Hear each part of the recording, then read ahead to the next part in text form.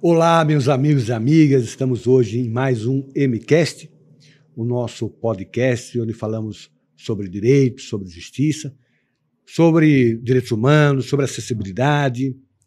E hoje para minha alegria, estou aqui ao lado de um querido amigo, professor Marcelo Figueiredo, professor de Direito Constitucional. Para minha honra, presidiu a Comissão de Direito Constitucional enquanto eu presidia a OAB de São Paulo. Foi diretor da Faculdade de Direito da PUC, da nossa querida PUC. E vamos conversar um pouquinho, Marcelo, hoje sobre a história do direito constitucional e o momento do direito constitucional no Brasil. Marcelo, uma alegria recebê-lo hoje. Bom, uma alegria toda minha, Marcos. Um prazer, poder falar com você sobre direito constitucional, sobre direitos humanos, sobre, enfim, a nossa Constituição, o Poder Judiciário. É uma grande alegria. Marcelo, eu começo com um desafio. Nós estamos prestes, daqui a 2 anos, a comemorar os primeiros 200 anos, ou os 200 anos da nossa primeira Constituição, que foi a Constituição do Império, de 1824, né? Esse ano comemoramos 200 anos da independência. Né? É verdade. E aí eu sempre digo, Marcelo, quando houve a independência do Brasil, havia uma discussão, país recém-criado, como fazer para aquele país criar sua própria identidade, do ponto de vista social, do ponto de vista estrutural, cultural e jurídico. E nos debates se localizou, se identificou que a melhor forma para fazer isso é a instalação de uma faculdade de Direito. E aí nós tivemos a Faculdade de Recife, uma briga com a Faculdade de São Paulo e Rio de Janeiro, porque Rio de Janeiro queria que a faculdade fosse instalada lá, né? E aí prevaleceu a ideia da instalação em São Paulo. E aí veio para São Paulo sob o argumento de que estudante de Direito ele tinha que ficar recluso, ele não podia participar da vida social. E no Rio de Janeiro, que era a capital do Império, ele tinha acesso a todas as mordomias e à noite do Rio de Janeiro e tal. E em São Paulo não, São Paulo era uma vila, não tinha nada que desviasse o pensamento. Criou então em 1827, também estamos aí para comemorar os 200 anos da criação dos cursos jurídicos. A Faculdade de Direito, ela efetivamente no Brasil, ela se tornou celeiro dos grandes nomes da política brasileira. Moldou grandes nomes. As faculdades de Direito hoje continuam a exercer esse papel no Brasil? Olha, realmente pergunta difícil, realmente. Olha, você chegar a cursar uma faculdade de Direito num país como o Brasil ainda é um privilégio, né? Onde que nós sabemos que a população, a maioria da população não tem acesso ao ensino superior, quando muito ao ensino fundamental. Então eu diria que sim, ainda é uma elite que consegue chegar aos cursos superiores no Brasil.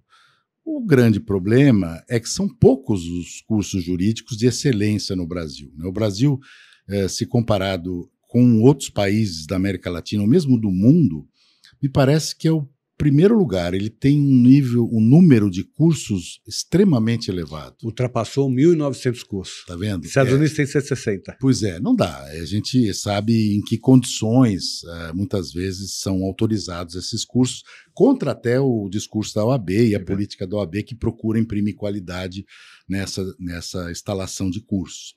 Mas eu diria a você que as faculdades de Direito, sim, historicamente, você tem toda a razão, elas formaram uma elite importante no Brasil. Intelectual, exatamente, desde o Império, passando pela República, e não só uma elite propriamente jurídica, mas eu diria de humanidades em geral, de poesias, de literatura, do que a gente chama de ciências humanas, né?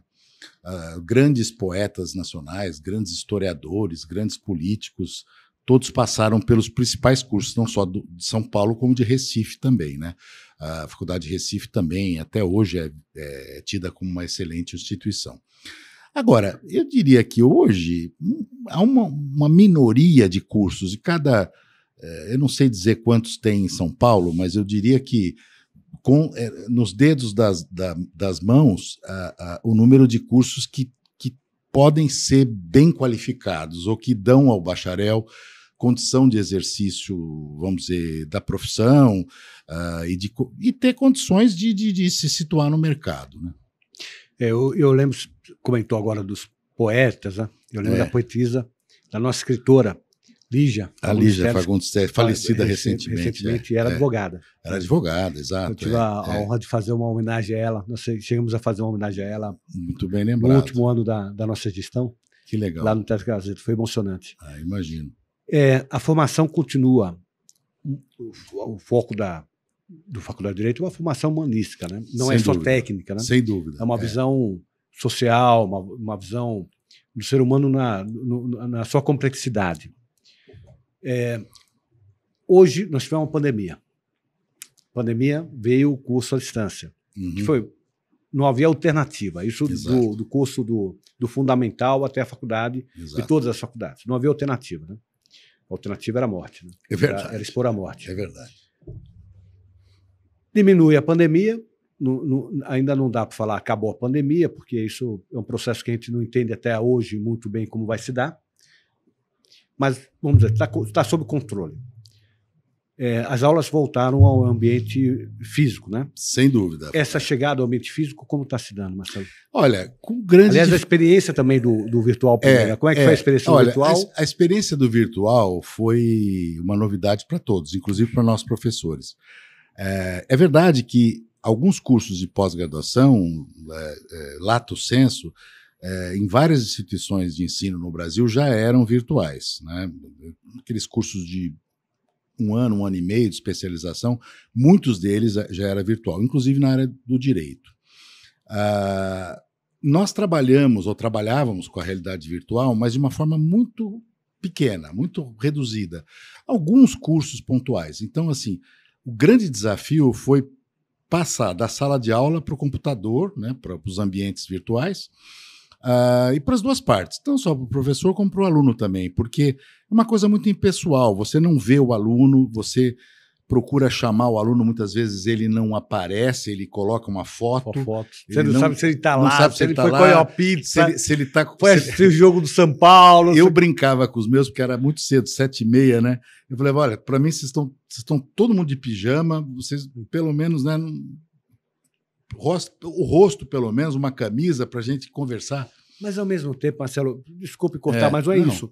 Ao mesmo tempo, o sujeito está no quarto dele, está na sala, a privacidade da casa dele. É difícil, né? Às vezes está a esposa, o que eu fazia, às vezes, era uma chamada, assim, não tanto para controlar a presença, mas para poder a pessoa responder, né? Conversar. Deve ser horrível ficar falando para uma foto. É ruim, é bem ruim. São várias fotinhos assim, parece que você está falando para um painel, né? Muito complicado. Mas, enfim, foi interessante. E tem um lado positivo, como tudo na vida, os dois lados, né? O lado positivo foi que se quebrou o mito de que você precisa sempre, em toda circunstância, ter aula presencial. Quer dizer, há certas atividades que podem ser feitas virtualmente. Então, um debate, por exemplo, em que há participação, né, como se fosse uma televisão, né, um programa gravado, etc. Então, existem alguns formatos que eu acho que foi positivo. Primeiro, claro, são as questões óbvias. Você não tem gasto de combustível, você não tem deslocamento, você não tem trânsito, você está no conforto da sua casa e recebendo um conteúdo. Agora, existe o outro lado, que é o desafio do professor, de manter também vamos chamar assim, um sistema de acompanhamento daquela aula, porque não adianta nada apenas o conteúdo oral se você não tem uma bibliografia, você não dispõe de textos para que o aluno depois possa ler aquele texto ou possa participar num segundo momento respondendo questões de textos já lidos, de acórdãos, etc. Então, quer dizer, você precisa ter um apoio logístico dentro do sistema de informática, em geral, ou você usa Teams ou usa Zoom, aqui vários sistemas, para disponibilizar isso para o aluno. Porque não adianta, quer dizer, só o conteúdo oral é muito, muito pouco para o aluno, né? Quer dizer, um curso é muito mais do que a aula, né? É que as faculdades, as escolas, de uma forma geral, não estão preparadas. Né? Então, não tinha o sistema que eles tinham treinado, que eles tinham visto quais eram o que precisava fazer melhoria. Exatamente. Né? Como é que você controlava, o seu aluno está prestando atenção ou não, o acesso ao conteúdo do texto, do livro. As perguntas durante a aula. Então, tudo foi construído com o carro andando, né? Trocar o pneu com o carro andando. Verdade, né? É verdade. E para o aluno também, o aluno tem a questão da privacidade, tem a questão da internet, nem sempre a internet é boa, o aluno tem a questão o ambiente de casa, então aquele bagunça. A família. É o filho passando, é o cachorro que pula. Latino, pulando. É verdade. Aí ultrapassou aquele período. Ultrapassa aquele período, como é que está a volta? Agora é o oposto. Agora é o oposto. A gente está voltando para o começo. Exatamente. E da hoje, eu vindo de uma prova que eu apliquei, eles estão assim um pouco inseguros, eu diria. Os alunos estão o pós-pandemia, ou não diria pós, né? Mas o durante, vai. Nós estamos numa fase de maior estabilização, mas como você disse, não está tudo resolvido, a gente ainda tem muito medo. Então o que acontece? Os alunos ainda estão inseguros. Você nota, por exemplo, na sala de aula, eles pedem para fazer prova em dupla, mesmo presencial. Eles estão inseguros, eles querem fazer uma prova por dia, eles não querem fazer 2 provas, porque em geral eles têm 2 matérias por dia, né? Na PUC pelo menos. Então seria natural que fizessem em período de provas 2 por dia, mas eles não querem, eles querem uma por dia. As suas turmas, qual é o semestre? Eu acompanho do 1º ao 4º ano, né? Você pega o começo. Primeiro comecinho. Porque esse pessoal que começou a fazer faculdade já no virtual, não teve oportunidade de começar em sala de aula, esse deve ser mais difícil ainda. Né? É difícil, sabe por quê? Muitas vezes eles não conhecem o colega de sala, o colega do lado, que senta ao lado. Quer dizer, então, para eles está sendo uma experiência como se eles estivessem no 1º ano do curso, ou no 1º semestre. Eles estão no 3º ano, né, no 6º semestre, ou 7º, e eles nunca estiveram juntos. Né? Então, uma coisa maluca, quer dizer... nem com o professor, né? Nem com o professor. Nem com o professor, né? 2 anos de curso e nunca viu o professor. Agora, então, está uma situação, tira a máscara, põe a máscara não caiu formalmente, mas você às vezes não consegue dar aula de máscara, você tem que manter uma distância mínima de 2 metros. Aí quando você está realmente longe do aluno, que é um auditório, aí você pode tirar a máscara, quando você tem microfone. Você tem toda uma técnica para, vamos dizer, tentar se adaptar. Eu acho que agora é inevitável, você tem que voltar ao sistema presencial e o aluno tem que frequentar a biblioteca, ele tem que conviver com os demais alunos, sair, tomar um café, quer dizer, a convivência universitária é muito importante, né? E isso ainda está um pouco comprometido, você nota isso. As pessoas têm medo de conversar, de ficar muito perto, também tem que pôr máscara. Também, né? Além dessa volta, né? Do ambiente que ele não domina, né? Embora Exato. Foram 2 anos, é isso? 2 anos, 2 anos, é muito tempo. Estaria no 5º semestre. Por aí, tem sala, eu estou no 7º, em algumas salas para quem começou no virtual. Exatamente. Para quem teve o 1º semestre já no virtual, estaria agora no 5º semestre. E veja bem, não só na graduação, no pós-graduação também, o que é uma coisa estranha muitas vezes, né? Porque no pós você tem debates mais intensos, mais profundos. E o ambiente universitário é riquíssimo. Né? É riquíssimo. O ambiente universitário é aquele ambiente de contestação. É verdade. Né? É um ambiente importante para a formação. Claro, né? Claro. As amizades que você faz na faculdade, você leva para o resto da vida, igual no colegial, né? No 2º grau, enfim. É importante isso. Eu falo, vocês estão perdendo. Quer dizer, não é culpa deles, evidente, né? A pandemia deixou todo mundo preso, né? Na verdade, no mundo inteiro, né? Agora eu volto para a questão do direito constitucional, né? Uhum. Como é ser professor de direito constitucional no Brasil? Olha, eu diria o seguinte... Onde você tem um texto é verdade. Sendo interpretado, o mesmo texto interpretado de forma diferente pela Corte Suprema, né? Aquela que deveria dar a última palavra. Outro dia Como é que é ser professor de direito constitucional no Brasil? Outro dia um colega meu da USP perguntou, escuta, exatamente o que você dá? Você dá o que está na Constituição... Ou como é que você dá exemplo? Porque nada do que está acontecendo, muitas vezes, é o que está escrito na Constituição. Enfim, eu acho que o professor de Direito Constitucional é mais ou menos o comentarista de esporte, que vai falar quanto vai ser o resultado do jogo. Exatamente. Né? É por aí. O jogo à noite, assim. O jogo à noite vai ser 2-0 para o tal time. Por aí, por aí. Não, mas olha, é verdade. Realmente é complicado isso. Eu diria que você tem toda a razão.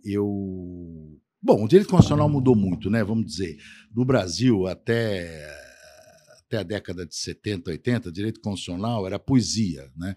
Eu me lembro, meu pai, meus avós, enfim, a geração anterior à minha, dizia que não aprendeu direito constitucional, não tinha direito constitucional, era ciência política, instituições, e não havia constitucional, né? Eu mesmo peguei a Constituição anterior, né? Então, eu estudei na Constituição anterior. Então, sabe quem foi meu professor? Quem foi? Ulisses Guimarães. Nossa, que beleza. O meu foi o Montoro pai e o Montoro filho. Montoro Filho foi de constitucional, Montoro Pai foi de filosofia.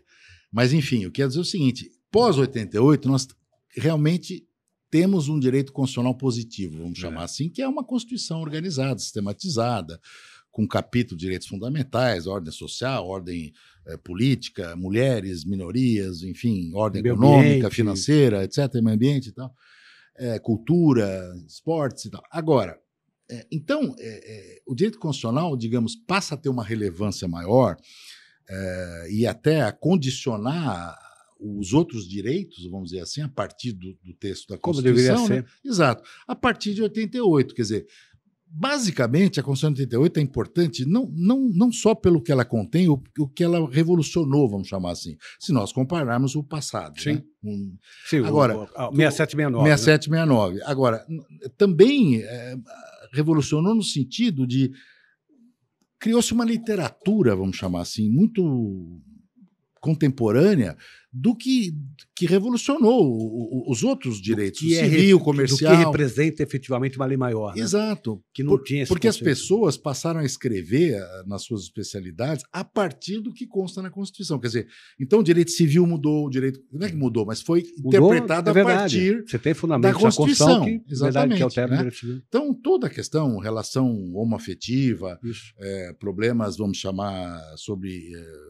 Todas as relações comerciais, empresariais, quer dizer, mudou muito. Intervenção do Estado no domínio econômico. No domínio econômico, liberdade exato. Empresarial. As agências reguladoras. Uma coisa que eu penso, eu peguei o final, eu me formei em 86, né? Então Sei. eu peguei, vamos dizer, 82, entrei na faculdade, peguei Direito Constitucional em 84. Até o conceito, porque nós estamos falando da Constituição de 65, 67, 69, nós estamos falando no regime ditatorial, Exato. regime militar. Exatamente. No regime militar, no regime ditatorial, seja civil ou militar, o conceito de autoridade é um conceito impositivo. Não é a Constituição que se impõe, é a autoridade. É a autoridade. E a autoridade diz o que é a Constituição. Tanto que a Constituição 69 foi um ato.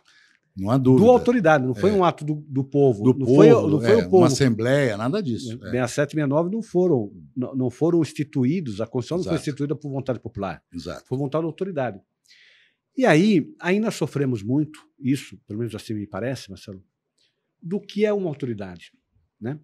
Ainda, muito do que nós vivemos ainda é um ambiente de uma democracia muito jovem, nós estamos falando de 34 anos, né? Mas 34 anos numa vida do país é nada. Né? Muito pouco. Uma geração. É uma geração, basicamente. Né? Então, eu ainda vejo muito, muito presente esse sentido de autoridade, não qualquer autoridade constitucional, né? Que está lá para servir, né? Para impor a vontade da lei, mas para servir, mas aquela autoridade que impõe a sua vontade. Né? Exato. Inclusive no judiciário. Inclusive no judiciário. Exato, exato. Você sabe que você tocou num aspecto importante. A Constituição de 88, como eu disse, ela é revolucionária não só porque ela instaura um novo Estado democrático, direito, vamos dizer, prestigia os direitos humanos e fundamentais, dá independência ao judiciário, que não havia anteriormente. Verdade. Tudo isso, eu acho que foi uma conquista importante. Hoje, é claro, nós vivemos um momento difícil em que há uma tensão muito forte entre os poderes, mas isso faz parte do jogo. Isso faz parte do jogo, não é? A própria da democracia, né? Que a gente não consegue conviver com isso. Exato. E hoje o pessoal se espanta, mas é assim mesmo. Assim, às vezes, eu diria que meu filho mandou um e-mail hoje, ele está morando fora do país, está trabalhando lá, fora do país, nos Estados Unidos. Ele está em Los Angeles, ele é advogado lá, advogado aqui, advogado lá. E ele está dizendo, pai, parece que os poderes estão jogando com o coração e não com a Constituição. E é verdade. Quer dizer, eu falei, você fez uma imagem feliz, filho, porque eu acho que, assim, realmente, você jogar com o coração ou com o fígado, que é pior, né? É verdade. Você tem que jogar com as regras do jogo. Quer dizer, as pessoas estão muito nervosas. Mas o momento atual era previsível. Era previsível que isso ocorresse. Né? Porque é um processo de aperfeiçoamento. A democracia é o único regime que se aperfeiçoa do erro, né? E sabe o que acontece? Eu acho o seguinte, nada contra, vamos chamar, o modelo, da Constituição, mas eu acho que nem tudo a Constituição acertou. A Constituinte foi extremamente participativa, foi a melhor que nós tivemos em termos de participação política popular, não há dúvida. Agora, veja, há críticas, claro que há. Então, por exemplo, dizem, olha, gente, a gente deveria aperfeiçoar o modelo do Supremo, ter mais participação ou do Legislativo, ou popular, ou mais equilíbrio, há um poder muito grande do presidente na indicação, há uma certa omissão do Senado nas sabatinas, isso não ocorre nos Estados Unidos, então a gente se inspirou nos Estados Unidos, mas não dá para a gente dizer que é igual, porque lá há um escrutínio realmente mais forte de quem está sendo indicado, né? Aqui não há uma certa, vamos dizer assim... leniência. Eu acho leniência mesmo. O Senado não se conscientizou do papel que ele tem. Não tem. Mas é menos a legislação e mais a cultura, né? Exato. Porque a gente vai aprendendo. Vai melhorando. Vai melhorando. Exato. Uma visão, Marcelo, Uhum. Sujeito, você é o professor, não sou eu, mas o que eu vejo é o seguinte: nós temos a parte da Constituição que nos fragiliza é a parte dos poderes. Sem dúvida. Né? Sem dúvida. Só falar muito direito, pouca responsabilidade, não é isso. Né? O problema está na parte do poder, porque ela foi feita para ser uma Constituição parlamentarista. Exatamente, Ela era uma Constituição parlamentarista. Daí que veio, última hora virou presidencialista, ou semi-presidencialista. Aos 47 minutos do segundo tempo. Né? Presidencialista.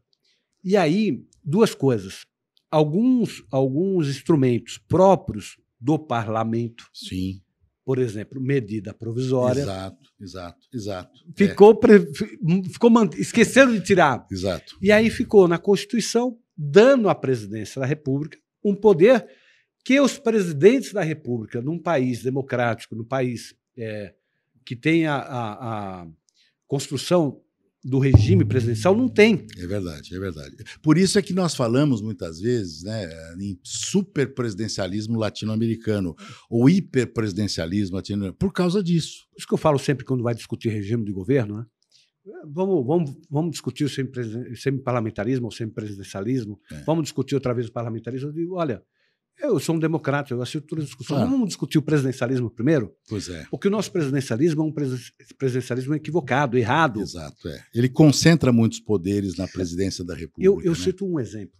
Eu escrevi um artigo na Folha tempos atrás, dizendo um gesto de grandeza. Com essa crise de representatividade do Congresso, sim.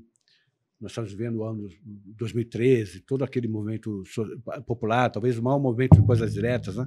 Que o povo foi para a rua, e a crise da representatividade. Eu digo, Congresso, quer começar a discutir, quer começar a melhorar a sua representatividade?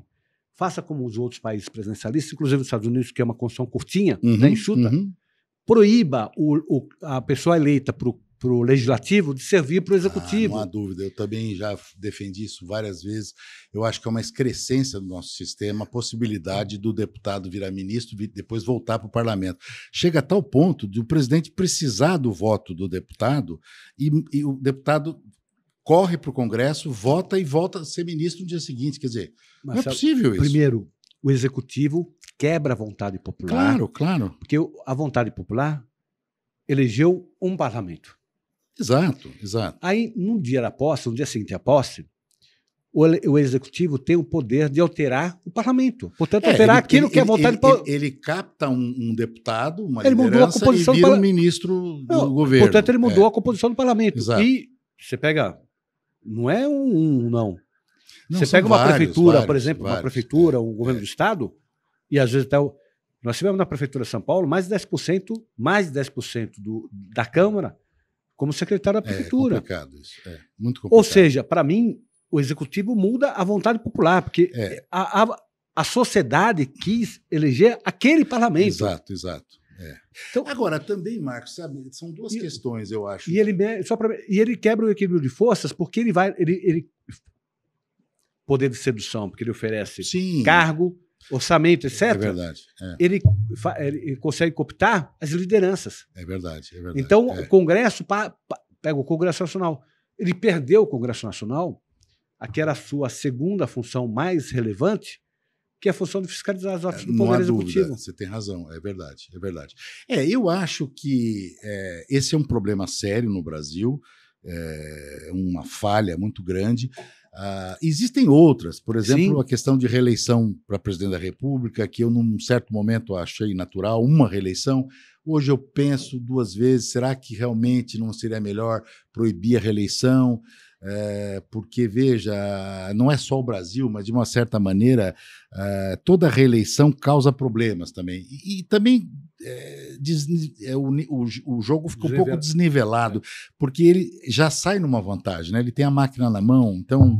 Uma dúvida, por que o legislador nosso, quando chega no processo eleitoral, ele obriga aquele que ocupa cargo público se licenciar do cargo público, até renunciar ao cargo público, quando ele vai disputar um cargo diferente daquele que ocupa. Mas quando ele vai disputar o cargo que ele ocupa, ele pode ficar.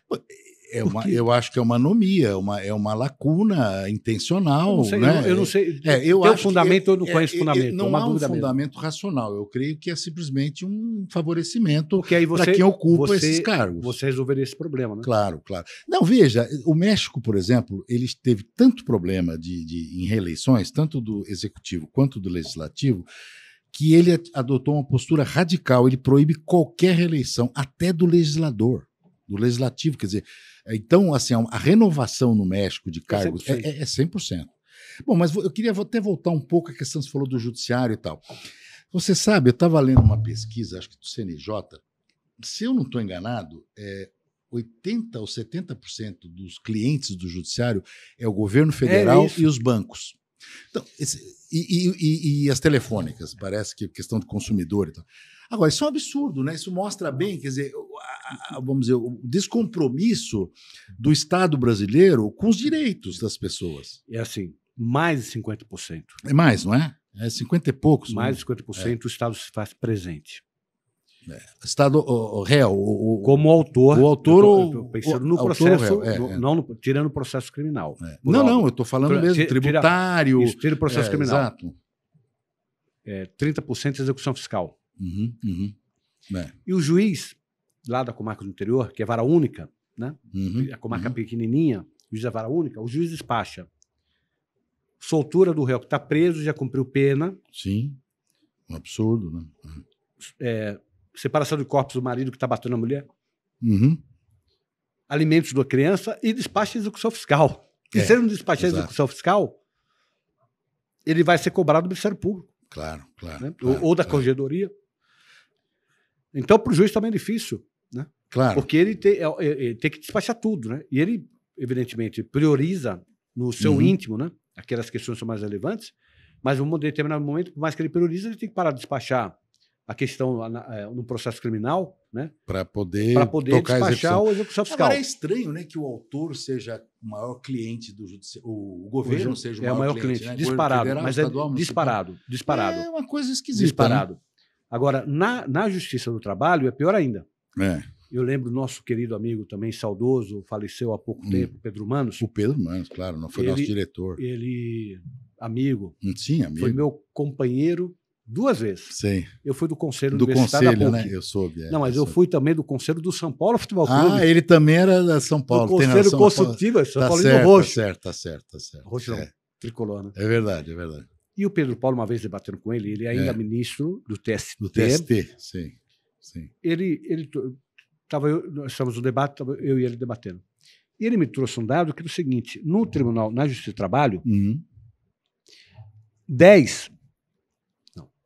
9 entre os 10 maiores litigantes setorizados eram governo. Pois é. Ou governo, empresas públicas, autarquias. O Estado em geral. O Estado em geral. E o 10º, né, dos 10, o único que era privado eram os bancos. Só que era o seguinte: eram os bancos que tinham adquirido bancos públicos e tinham trazido o passivo do litígio trabalhista. Entendi. Então, mesmo os bancos, que eram o único dos 10, não eram litígios trabalhistas ligados à relação originária do banco privado. Ainda era os bancos relação públicos que eles tinham incorporado. Então, na Justiça do Trabalho, 10 dos 10 maiores litigantes, Sim. no caso litigados, né, porque eram Sim. reclamados, não reclamantes, Sim. 10 dos 10 maiores reclamantes eram ligados ao Estado. Que coisa. Aí você faz a reforma trabalhista, mas não alcança. Pois é. Porque é o Estado o problema. Pois é. Esse é um problema seríssimo. Né? Seríssimo. A presença do Estado muito grande, a intervenção do domínio econômico ainda continua, apesar da Constituição ser liberal, ela continua muito presente. Né? Veja o caso da gasolina, né? Sim. Que é hoje todo mundo pro nosso. Né? Gasolina é um absurdo, o preço do gás é um absurdo. Os impostos são muito altos, né? Que incidem sobre esse combustível em geral. Mas é tudo, né? Porque eu fico pensando o seguinte, eu até estou sempre fazendo essa pesquisa e por prioridades acabo não fazendo. Mas eu queria saber qual que é o grau de eficiência da Petrobras. Ah, sim. Porque Petrobras, desde o mais ou menos monopólio, né? Porque desde o Fernando Henrique deixou atenuado, mas continua sendo, na prática, continua sendo, né? Exato. E ditando os preços, portanto, sem compromisso com a eficiência. Fala-se muito aí em privatização ou em quebra de monopólio, né? Que haveria um ganho para o consumidor, etc. Isso é uma tese que eu não sei. O que eu sei, vamos dizer, é que é uma anomalia o Estado ser o maior cliente do Poder Judiciário. Nessa dimensão. Né? E a em presença, todos os segmentos, né? É isso. Resquício do passado, talvez provavelmente desde Getúlio, né? Provavelmente desde Getúlio. E aí eu acho o seguinte, isso também dá uma ideia clara, quer dizer, o que mostra isso? Que por isso que nós precisamos proteger os direitos fundamentais, a liberdade de expressão, todos os direitos que estão assegurados na Constituição, né? Seja diretamente, seja indiretamente por meio dos tratados internacionais. Que essa também foi uma conquista de 88, não vamos nos esquecer, né? Que assim, houve uma certa internacionalização da proteção dos direitos. Quer dizer, então hoje nós temos os direitos que o judiciário pode proteger, né? Nem sempre consegue por essas deficiências, mas também temos vamos dizer, as cortes interamericanas, os mecanismos de proteção dos direitos fora do judiciário, né? Também além do judiciário, né? Você é a favor de uma corte constitucional? Eu sou a favor de um tribunal constitucional. Assim, não sou a favor de um golpe no Supremo, no sentido de... Eu sou a favor de uma mudança, uma discussão na sociedade de como aperfeiçoar o Supremo e, se for o caso, até de um tribunal constitucional, no modelo europeu. No modelo não americano. Não, no modelo europeu. Mas o europeu, na Europa, o poder judiciário é um poder? Depende do país. Por exemplo, na Alemanha, França, por exemplo, não é, né? Não, na França é diferente. O Conselho Constitucional sempre foi um órgão preventivo de controle de constitucionalidade, o que não ocorre no Brasil, né? Ele analisa a lei antes, se é constitucional ou não antes. Tentaram criar, né? Não, agora já existe um controle de constitucionalidade da década de 90 incipiente. Existe o CPQ, que eles chamam. Agora, vamos dizer o seguinte, até a Inglaterra, que é um exemplo maior de não sistema codificado, né, que é Constituição histórica, já tem um Bill of Rights, ou sei lá, um pacote de direitos humanos e uma lista de direitos, né, como se fosse o nosso artigo 5º aqui, são consagrados, né, que estão lá, né, o Human Rights Act lá. Então, assim, até o país mais radical em termos de common law, etc., já está adotando uma lista de direitos. Então, você veja que e eles não têm mais um tribunal dos lords, né, que seria um antigo tribunal constitucional deles, mais ou menos, e hoje a França já parte para um controle de constitucionalidade. Então, ou seja, o modelo de tribunal constitucional fora da estrutura do judiciário, mas que aplica a Constituição e só a Constituição, sem nenhum outro derivativo, é importante. Nós temos que discutir isso também. Não é golpe no Supremo, mas discutir a competência do Supremo. Exato. Então, por exemplo, foro privilegiado. Exatamente. Olha, é só matéria constitucional, só. Não tem mais crime de ministro, não tem mais foro privilegiado, não tem sentido. Não tem recurso do STJ. Outra coisa, eu tenho muita cautela em relação a despacho monocrático. Esse é outro problema. Não é a ideia de colegiado, né? O Supremo tem que ser um órgão colegiado. É verdade. Isso tem sido um problema. Cria, aí me parece também, Marcelo, muitas das discussões que hoje se dá Sidão, em relação à isenção do ministro, porque o ministro foi indicado pelo governo tal. Tem essa, o ministro tem... Se as decisões fossem colegiadas, atenuaria esse problema. Porque é o colegiado. Então, é o conjunto que, naquele conjunto, tem um que foi indicado por um, outro que foi indicado pelo outro, é o conjunto. Né? Teoricamente, as pessoas falam, né? Vestiu a toga, esqueceu quem indicou. Mas, na prática, eu acho que não é bem assim. Eu até acredito na isenção geral dos juízes no Brasil. Eu separo, quer dizer, eu acho que os juízes é uma realidade diferente do Supremo. O Supremo é uma questão toda especial, toda específica, né? Então, tribunal político, aplica normas políticas com critérios jurídicos, mas com uma preocupação política muito forte. Então, assim, a pressão, vamos chamar assim, no Supremo é diferenciada de uma pressão no juiz de primeira instância ou de segunda instância. Agora, eu acho que assim, a gente poderia corrigir algumas coisas, por exemplo, diminuir um pouco as políticas públicas que constam da Constituição, dar mais liberdade para o legislador. Eu acho que nós amarramos muito a possibilidade das lutas democráticas no judiciário. Se dá no palco do legislativo. Do legislativo. Quer dizer, nós jogamos tudo para o judiciário. Da sociedade, a casa democrática. É o legislativo. Na sua essência. E sabe que o que acontece, Marcos? Legislativo. As pessoas, concordo plenamente, eu acho que assim, as pessoas estão tão mal acostumadas em resolver os problemas no judiciário. Não é pelo regime, não é porque, por exemplo, você pode ter um legislativo forte num regime presidencialista. Exato, mas você lê o jornal, você vê um presidente da Câmara dizendo, olha, eu não sei o que eu faço, então eu vou consultar o Supremo. Quer dizer, isso não é normal numa democracia. E virou um grau de recurso na votação do legislativo, né? Exato. Eu perco no legislativo, eu vou no Supremo. Vou com a DPF. E todos vão, né? E todos criticam os outros que foram. Não, então, até para caçar deputado... Eles consultam, olha, eu vou consultar porque eu não sei. Quer dizer, então, a essência da democracia, então, eu acho que o deputado recebeu o mandato popular.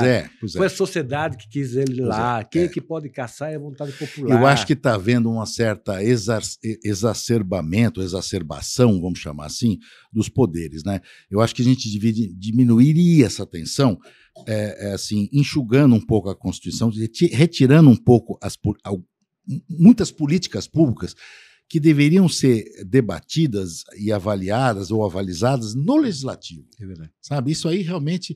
Veja, até a questão do casamento... O mandado de injunção já é nesse ponto, a ideia do mandado de injunção já é complexa. Né? Mas veja, é verdade, mas ao mesmo tempo... Ele permite que o judiciário combate a lacuna na falta de omissão do legislador. Só que é o seguinte, são poucos os casos. De 88 para cá, se nós fizermos um levantamento estatístico, são pouquíssimos casos, comparativamente a outros, por exemplo, de vaga em escola, problema de Covid, vacina, etc. Então, eu diria o seguinte, nós tínhamos que aliviar um pouco o judiciário e dizer, olha, gente, as políticas públicas genéricas, pode colocar genericamente na Constituição, né? Dever do Estado fomentar a cultura, muito bem, mas como é que vai fazer isso? É o legislador que vai dizer. Não tem sentido o Supremo dizer, olha, você precisa fazer uma escola aqui nessa rua para o prefeito, você tem que ter uma vaga aqui nessa sala de aula, você tem que dar vacina toda segunda-feira para o idoso de 60 anos.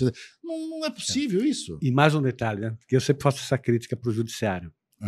A única matéria que é da atribuição do judiciário, ele não cuida, que é o projeto da Luman. Sim, a estrutura do Poder Judiciário. Continuamos com a Luman velha. De 79, quase 10 anos antes da Constituição de 88, a 34 anos da Constituição, quer dizer, nós estamos falando quase 50 anos. Né? Medo de que venha uma Luman mais restritiva ou mais difícil, mas tem que discutir. O Congresso Nacional é o palco para isso. Também acho, claro. Eu conversei com diversos presidentes do Supremo, em momentos diferentes, quando estava na presidência da Ordem, sempre disse a eles. Nós estamos impedindo que a sociedade escuta o Supremo que ela quer. É verdade. Não só o Supremo, que a Luman é para todo o judiciário. Nós estamos impedindo que a sociedade escuta o judiciário quer, a sociedade quer, no local adequado. E sabe qual é o problema? Hoje, essas normas vamos dizer, ditatoriais, antes de 88, que não foram recepcionadas pela Constituição, elas trazem condutas absurdas para os padrões de ética de hoje. Então, você aposenta um juiz, por exemplo, que é corrupto, porque você não tem um instrumento de caçar a aposentadoria dele, por exemplo. Você tem que ter uma ação judicial. Trânsito julgado na decisão condenatória. Então, ele é pego em flagrante. E aí tem recebe processo administrativo. Se pode fazer, não pode fazer. Processo administrativo, é condenado processo administrativo e continua recebendo. Eu cheguei a propor também. Pelo menos prioriza o julgamento do juiz corrupto. Do juiz então dá prioridade para esse julgamento. É verdade. No mínimo, né? Exato. Mas ele entra em vala comum, fica 20, 30 anos até transitar julgado. Né? E aí, quando vai transitar, muitas vezes, esse sujeito até já morreu. E a questão de prescrição também. A gente vê, por exemplo, esse tema da corrupção, que é outro tema riquíssimo, também eu gosto bastante de tratar disso. Até escrevi uma obra sobre improbidade administrativa e tal. Que é um outro problema sério, né? No Brasil, a questão ética não é bem enfrentada também por conta disso, né? Tem muitas leis do passado, né? Questões que já estão revogadas, não poderiam ser aplicadas nem invocadas. Então você vê, estão invocando lei de segurança nacional, mas já não se disse que não existe mais. Só se for a nova, né? Um pseudo-nova lei, enfim. Né? Mas estão por isso que eu volto àquilo que eu disse. O conceito de autoridade num regime democrático é completamente no conceito numa democracia. De uma ditadura, seja civil, seja militar. Né? Exato. Aliás, isso é uma outra questão. Nossa democracia é relativamente recente.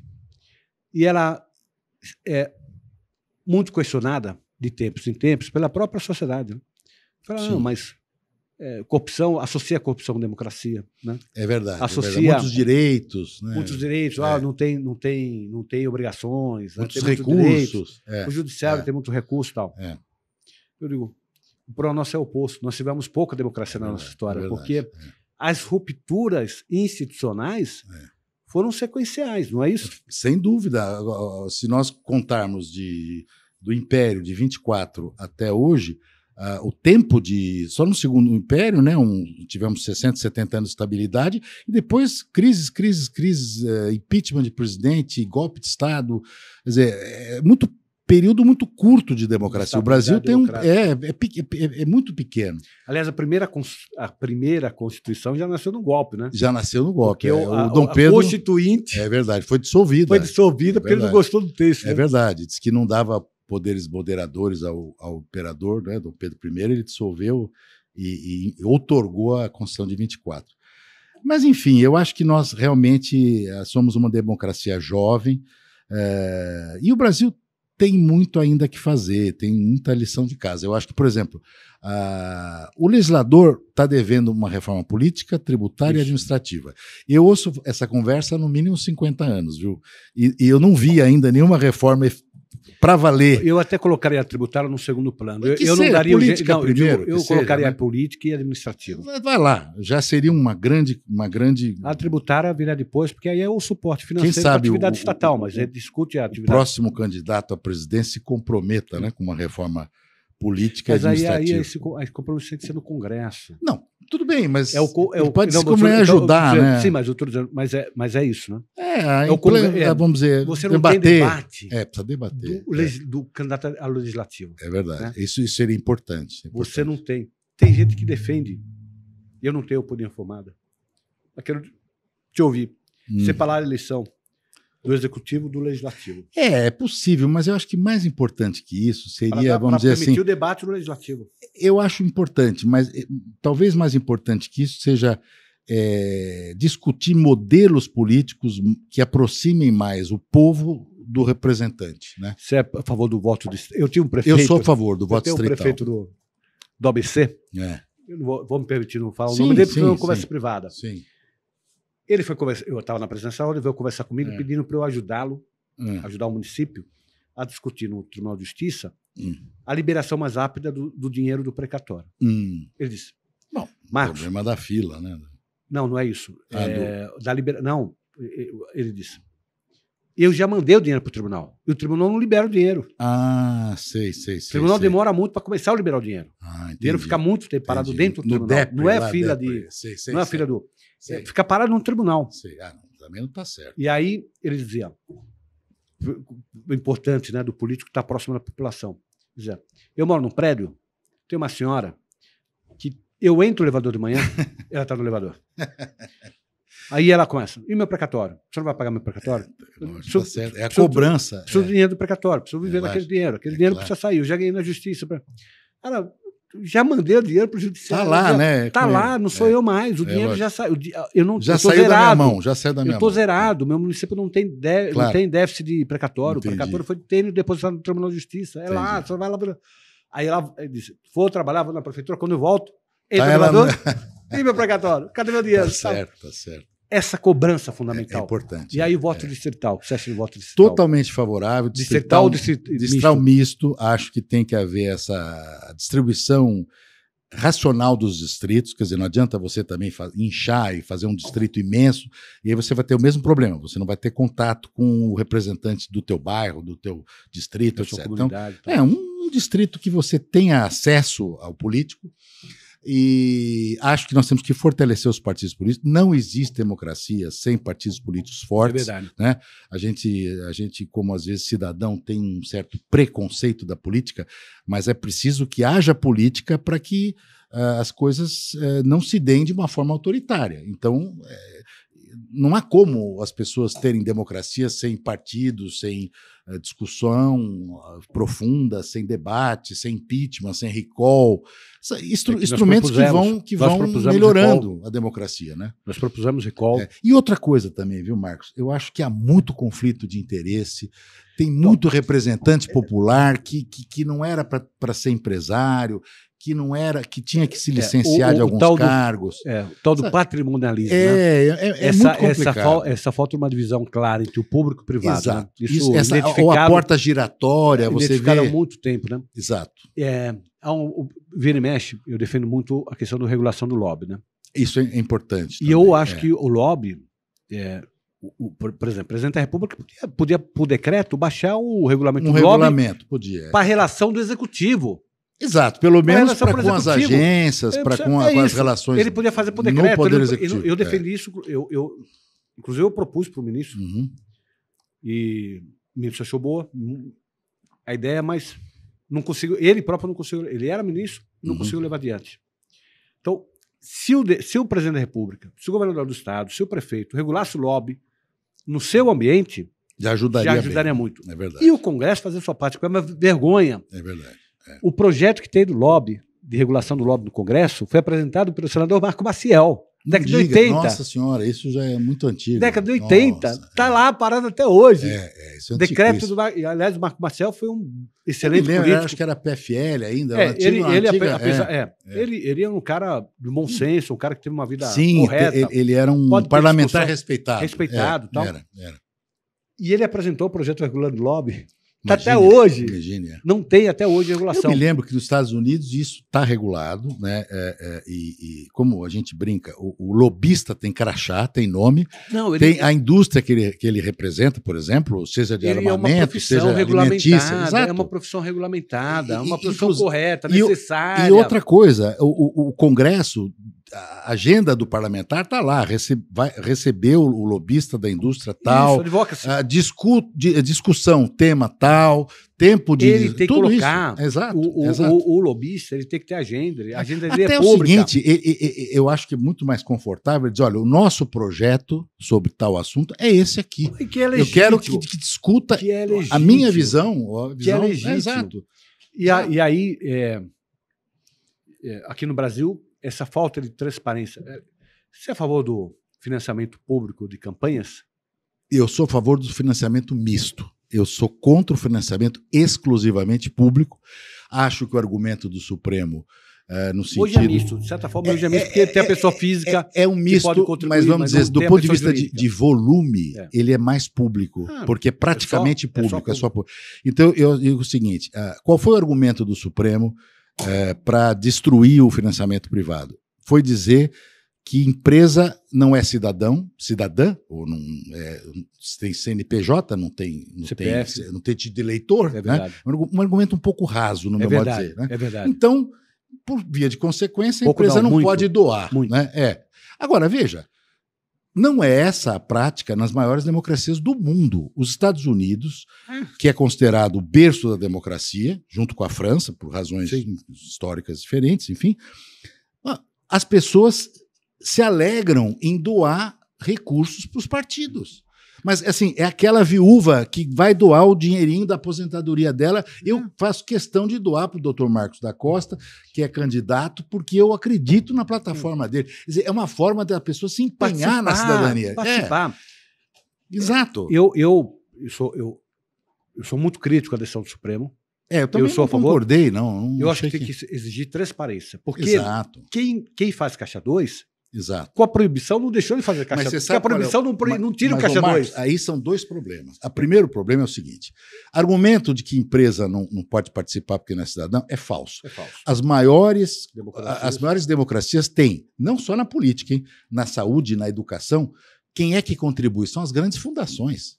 Os hospitais em São Paulo, os maiores hospitais filantrópicos privados, são mantidos por recursos privados. Quer dizer, então isso é falso, porque eles também têm leitos SUS. Quer dizer, então isso a população é beneficiada. Então, primeira história, mentira. Isso é falso. Segundo, qual é o problema? Não há fiscalização. A Justiça Eleitoral não tem condições de fazer auditoria nas contas eleitorais. Então, qual é o remédio que foi feito na Colômbia, que foi feito no México? É você criar uma estrutura para fiscalizar esses recursos, simples assim. Não é perder poder isso, quer dizer, olha, quem vai fiscalizar? O Caixa? Enfim. É muito complexo. Né? O problema do poder é você... A ideia, né? De abrir mão do poder, né? O poder primeiro não é de ninguém, né? O poder é do porque, povo, veja né? bem, o que é a justiça eleitoral? São juízes estaduais, em sentido amplo, né? Enfim, é verdade. É o poder judiciário. Né? Que podiam estar julgando sem precisar de uma estrutura para isso. Tem muito para avançar. Sem dúvida. Mas eu sou otimista. Eu sempre acho que a gente já avançou muito. Se nós olharmos há 30 anos atrás... O passado, né? Mesmo em termos de transparência, que para a gente é fundamental, Marcelo, você colocou isso, nós importante, fizemos muito trabalho, inclusive propondo alterações na legislação para fortalecer a prevenção. Sem dúvida, a prevenção é mais importante que a repressão, inclusive, especialmente em termos de corrupção. Claro. O lobby é um exemplo, né? mais claro, mais típico, né? De outros tantos. Mas nós tivemos aí a lei da transparência, que ajudou. Tivemos a lei da proteção de dados, ficha limpa. São leis que foram avançando, aperfeiçoando o modelo. É inegável que nós tivemos um avanço no modelo. Só que ainda falta muito. Por uma democracia de 34 anos, pegar... Somos muito jovens. Eu sou radicalmente contra uma nova Constituinte. Acho que não é um momento de se discutir isso. Eu acho que na eleição passada para presidente, os dois grupos se manifestaram, começando a falar sobre isso. É verdade. E aí teve uma reação muito grande, eu fui um dos que bati nisso, porque eu digo, a Constituinte, você tem que melhorar essa. Essa precisa passar melhor. E outra... Uma Constituinte nova é uma ruptura institucional, mais uma... Essa é a visão. A Constituinte é a salvaguarda do Estado democrático, do direito. Perfeito. Quando você fala uma nova Constituinte, você está falando de uma ruptura. Para que mudar se nós temos... Você pode mudar essa, aperfeiçoar. Vamos dizer, há espaço de mudança ainda que não foi esgotado. Não tem muita coisa para fazer. Tem muita coisa que fazer. Mas tem que aperfeiçoar o modelo. Aí, aperfeiçoar o modelo, fazendo a coisa direito, eu acho que a gente entra nos trilhos. Nos trilhos, entra no caminho certo. É isso mesmo. Se você fosse apontar na sua vida acadêmica, advogado também, que você é um advogado brilhante, qual que seria um ponto principal que seria, Marcos? Eu começaria na reforma. Primeiro, você faria a reforma, nova. Qual é o ponto que você acha mais importante de ser enfrentado no começo do governo, por exemplo? Eu faria, assim, no Legislativo, sem dúvida, eu proporia, por exemplo, a adoção do voto distrital misto e de mecanismos de mais transparência no Legislativo, vamos dizer, um e-government, que eles chamam, né? O governo informatizado, mais... Não tem bastante? Tem, mas assim, por exemplo, não explica, por exemplo, quando você pega um avião oficial e tem que pegar um avião de carreira, ou quando você... nesse sentido de prestação de contas. Eu sempre critiquei, e tive alguns embates com alguns governantes, a falta de democracia participativa no Brasil. Então, assim, mudou a velocidade das marginais. A marginal era uma via expressa. Eu me lembro disso. A marginal era uma via expressa. Exato. Estou numa avenida. Tem razão, bem lembrado. A marginal foi feita... É um exemplo, né? Eu não queria... Mas é um exemplo. A marginal ela foi construída para ser uma via expressa. Ela foi pensada para ser uma via para 70 km por hora. Né? A velocidade que... Compatível. Aí um dia muda a velocidade marginal. Eu não estou discutindo se a mudança é positiva ou se a mudança é negativa. O que eu digo é o seguinte... Não foi esse o objetivo. Não ouviu ninguém, original. Não ouviu a sociedade. Não teve debate com a sociedade. Não houve debate com a sociedade. Salvo engano, foi uma decisão administrativa de um prefeito, não foi? Foi no governo Haddad. Reforma educacional. 200 escolas invadidas. Uhum. Eu fui procurado pelas crianças, que eram crianças mesmo. Sim. Fiz uma reunião, convidei sindicatos de professores, convidei as representações estudantis. Certo. Pais e pais. As representações estudantis. A UNE, a municipal, a estadual. Perfeito. Convidei a própria Secretaria de Educação e tal. E aí, nós ficamos o dia inteiro discutindo. 11 horas da noite, eu recebi uma ligação, era do governador Alckmin na época. O governador disse: Dr. Marcos, eu soube que o senhor fez uma reunião, eu queria ouvir como é que foi. Eu digo: governador, começou muito tensa, mas no fundo, a reclamação era o mesmo ponto. Foi feita a reforma da educação sem ouvir a sociedade. Isso é péssimo, né? Péssimo. E aí altera a rotina da vida das pessoas. Claro, né? claro. Sem que as pessoas tivessem a oportunidade de discutir a reforma. E aí ele, no dia seguinte, às 7 horas da manhã, me ligou e falou: doutor Marcos, eu ponderei e eu vou suspender. Ele suspendeu a reforma educacional. Eu, ainda na presença da ordem, recebi uma senhora simpaticíssima, que tinha sido advogada, tinha sido americana, tinha sido presidente da Suprema Corte de Nova York. Que legal. E na conversa com ela, fazia pouco tempo que teve a discussão da chamada PEC da Bengala. Se aumentava de 70 para 75 anos a aposentadoria compulsória da magistratura. Certo. Eu fui fazer um comentário com ela, perguntando qual é a idade. Eu disse: Marcos, por coincidência, nesse período que você está dizendo, nós também discutimos em Nova York. E qual foi a solução lá? Nova York foi manter em 70 anos. Em 70. Certo. Nós aumentamos. Para 75, aumentamos. Mas sabe qual foi a diferença fundamental? Sabe como foi Nova York? Plebiscito. Com participação. Bom. Plebiscito. A sociedade discutiu, o judiciário que ela queria. Claro. E aqui ficou uma discussão corporativa. O juiz de primeira instância querendo manter 70 para o juiz aposentar mais rápido para ele subir, e o juiz de segunda instância querendo manter para 75 para ficar mais 5 anos no cargo. Exato. Esse é um outro vício, inclusive da Constituição. Porque, veja, só pode opinar a iniciativa popular só pode ter os membros, o Supremo, nesse caso. Seria... Mas um plebiscito podia ter. Não, claro, mas eu digo, é corporativo. Quando você fala da tecnologia que nós temos, hoje é fácil escutar a população. Nós temos instrumentos para isso. Temos que estudar a população. Sem dúvida. Isso é democracia. Nós vamos voltar a viver em democracia quando as pessoas puderem discutir aquilo que faz parte do dia a dia, né? O impacto no dia a dia. Tem razão. Marcelo, nós vamos ter que marcar outra vez, já está acabando nosso tempo. Um grande prazer. Mas eu espero que aqueles que estão nos assistindo também possam ter gostado dessa conversa, uma conversa de amigos. Foi muito agradável, eu gostei muito. E a gente pensando juntos o que é melhor para o Brasil. Marcelo, muito obrigado. Obrigado a você. Um abração, viu? Obrigado a todos que puderam estar conosco e até o próximo MCast. Um abraço a todos. Obrigado, viu?